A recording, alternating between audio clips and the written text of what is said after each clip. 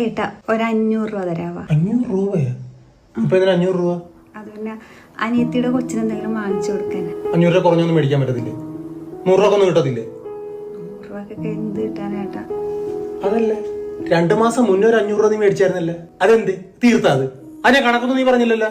അല്ലേട്ടാ, അത് ഏട്ടൻ തന്നെ എന്റെ അടുത്ത് ഒരു പ്രാവശ്യം 200 മേടിച്ച് പിന്നെ എന്തോ കാര്യത്തിനൊക്കെ അതൊക്കെ എഴുതി വെച്ചിട്ടുണ്ടോ? നീ എഴുതി വെച്ചിട്ടുണ്ടോ? എഴുതി വെക്കണം. വളരെ കഷ്ടപ്പെട്ടുണ്ടാക്കണ കാശാണ് 500 രൂപ. അങ്ങോട്ട് ചോദിച്ചൊക്കെ 500 രൂപ വെച്ച് 2 മാസം മുന്നേ 500 കൊടുത്തതാണ്. അതിനൊരു കണക്കുമില്ല നോക്ക്. എന്നാ പിന്നെ ഞാൻ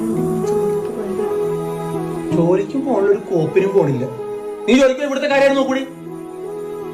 അമ്മ ഒറ്റക്കല്ലേ ചെയ്തോട്ടെ? എന്നാ നടക്കല്ല കേട്ടാ. ചുമ്മാതെ അല്ല നിന്നെ കെട്ടിക്കൊണ്ടു വന്നിരിക്കണത്. ഇവിടുത്തെ പണി മൊത്തം ചെയ്യാൻ കെട്ടിക്കൊണ്ടു വന്നിരിക്കണത്.